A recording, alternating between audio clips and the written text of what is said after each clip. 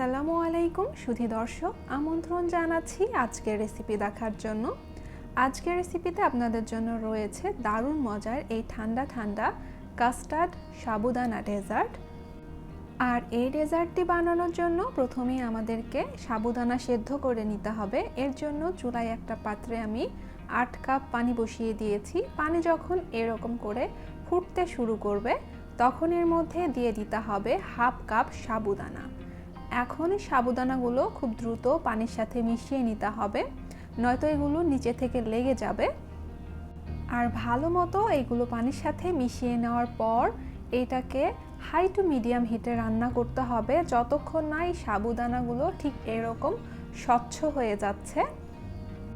অর্থাৎ এই সাবুদানার মধ্যে যে সাদা সাদা অংশগুলো সেগুলো একদম এরকম স্বচ্ছ ট্রান্সপারেন্ট দেখাবে তখন চুলার জাল বন্ধ করে দিতে হবে।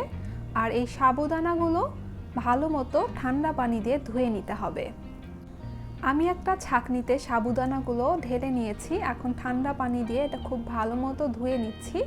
এর ফলে সাবুদানার যে আঠালো ভাবটা থাকে সেটা আর থাকবে না, আর এটা জমাটো বেঁধে যাবে না। তাই অবশ্যই সাবুদানাগুলো এরকম করে ঠান্ডা পানি দিয়ে ভালো মতো ধুয়ে নিতে হবে এবং ঠিক এইভাবে পানি ঝরার জন্য রেখে দিতে হবে। এখন আমি কাস্টার্ডের মিশ্রণটা তৈরি করে নিচ্ছি। এর জন্য বাটিতে আমি হাফ কাপ স্বাভাবিক তাপমাত্রার তরল দুধ নিয়ে নিলাম। দিয়ে দিলাম 1 টেবিল চামচ কাস্টার্ড পাউডার। আমি ভ্যানিলা ফ্লেভারের কাস্টার্ড পাউডার ব্যবহার করছি। এটাকে খুব ভালো মতো তরল দুধের সাথে মিশিয়ে নিয়ে এক সাইডে রেখে দিব। তারপর চলে যাব রান্নার পরবর্তী ধাপে। এই পর্যায়ে চুলায় আমি আবারও পাত্র বসিয়ে দিয়েছি। এর মধ্যে এখন আমি স্বাভাবিক তাপমাত্রার 3 কাপ তরল দুধ দিয়ে দিলাম হাফ কাপ চিনি। তবে আপনারা আপনাদের টেস্ট অনুযায়ী চিনি ব্যবহার করতে পারেন। মিষ্টি বেশি পছন্দ করলে আরও একটু চিনির পরিমাণ বাড়িয়ে নিতে পারেন।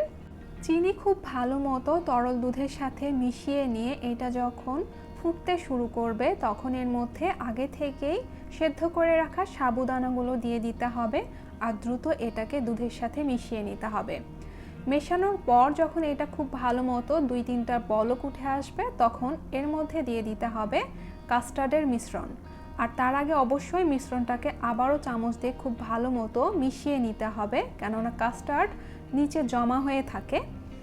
এখন এটা খুব দ্রুত মিশিয়ে নেওয়ার পর কিছুক্ষণ জাল করলে এটা বেশ ঘন হয়ে আসবে। আর যখন এটার ঘনত্ব ঠিক এরকম হবে তখন চুলার জাল বন্ধ করে দিয়ে এটাকে সার্ভিং ডিশে সার্ভ করে নিতে হবে। এটা অতিরিক্ত ঘন করার কোনো দরকার নেই, কেননা এটা ঠান্ডা হবার পর আরও অনেক বেশি ঘন হয়ে যাবে। তাই এই পর্যায়ে চুলার জাল বন্ধ করে দিতে হবে। আমি চুলার জাল বন্ধ করে দিয়েছি। এখন আমি এই সাবুদানার ডেজার্টটা একটা বাটিতে ঢেলে নিচ্ছি। আর এইটা বাটিতে ঢালার পরে এইটাকে ফ্রিজে রেখে দিতে হবে 1 ঘন্টার জন্য। নর্মাল ফ্রিজে এটাকে ঠান্ডা করে নিয়ে তারপর এর সাথে আমি কিছু ড্রাই ফ্রুটস মিক্স করব। প্রথমেই আমি দিয়ে দিলাম 2 টেবিল চামচ কিশমিশ, 2 টেবিল চামচ টুটি ফুটি, 2 টেবিল চামচ খেজুরগুলোর বীজ ছাড়িয়ে নিয়ে আমি এরকম লম্বা করে কেটে নিয়েছি। আর দিয়ে দিলাম 2 টেবিল চামচ পেস্তা বাদাম।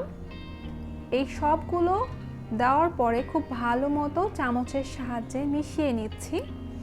আর হয়তো দেখেই বুঝতে পারছেন এই ডেজার্টটার ঘনত্ব ঠিক কীরকম হয়েছে, একদম পারফেক্ট কনসিস্টেন্সির হয়েছে। আজকের রেসিপিটা ভালো লেগে থাকলে অবশ্যই আমাকে কমেন্টে জানাবেন। আজকের মতো এখানেই শেষ করছি। সকলে অনেক ভালো থাকবেন। আল্লাহ হাফেজ।